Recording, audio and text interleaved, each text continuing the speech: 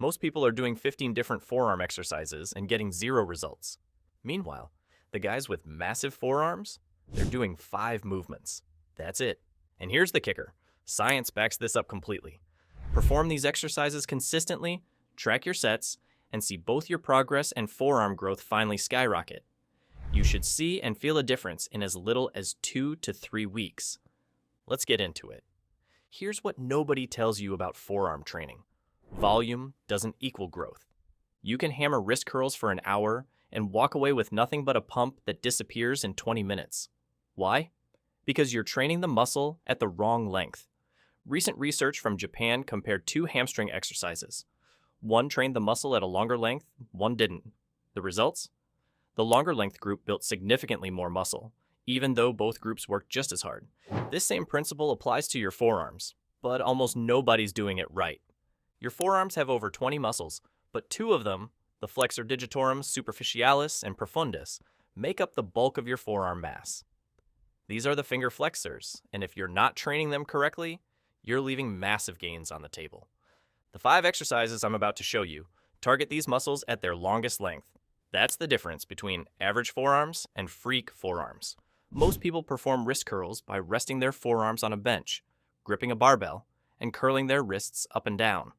That's fine, it works, but it's not optimal. The problem? Your fingers stay flexed the entire time because you're gripping the bar, and when your fingers are flexed, those massive flexor muscles are at a short length. But when you extend your fingers, you're stretching those muscles to their longest position, and that's where the magic happens. To perform this exercise correctly, rest your forearms on a bench with your palms facing up. This positions the flexor muscles, the palm side of your forearm, facing the ceiling.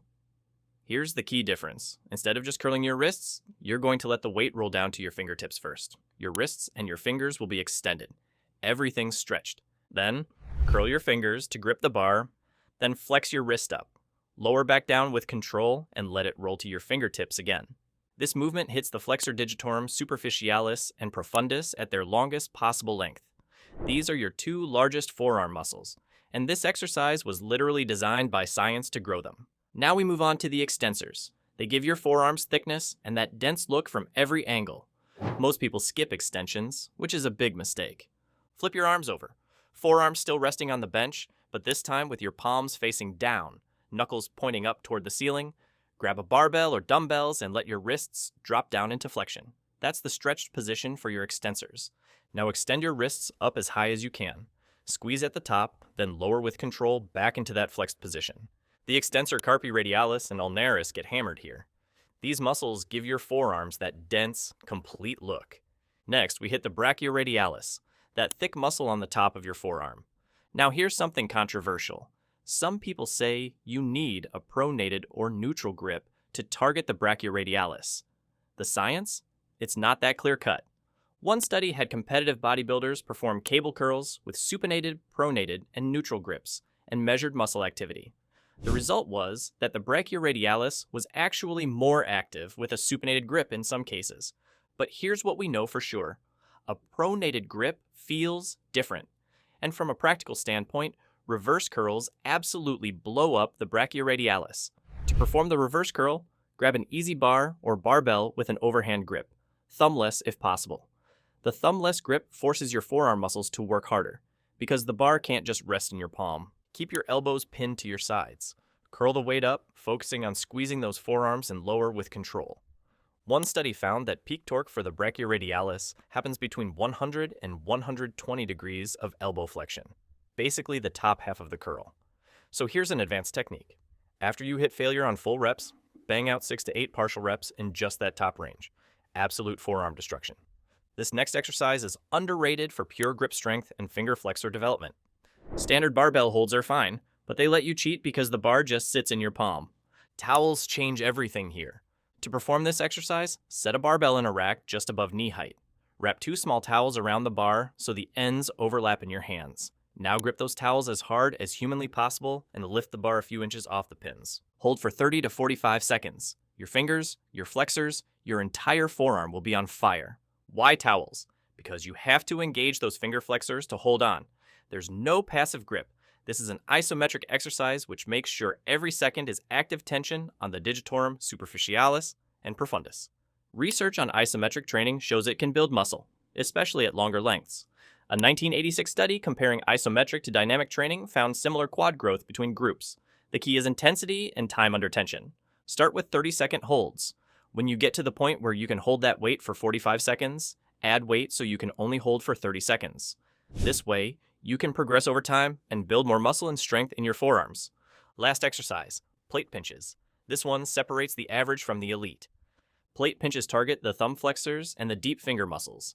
These are the muscles that give your hands that dense, powerful look. Some athletes consider pinch strength its own category, and for good reason. If your fingers are strong, but your pinch is weak, you're missing a huge piece of the puzzle. How to perform it? Grab 2 plates, start with 5 or 10 pounders. Pinch them together smooth side out with just your fingers and thumb. Lift them off the ground and hold. The key is squeezing. Don't just hold them loosely. Crush those plates together like your life depends on it. Hold for 30 to 45 seconds per hand. When 2 10s get easy, move to 20s. When those get easy, you've officially got gorilla grip. This hits each hand individually, which is crucial for identifying weak points. Most people have a weaker side. This will expose it and fix it. You can add these exercises into your own program or have dedicated forearm days if you'd like.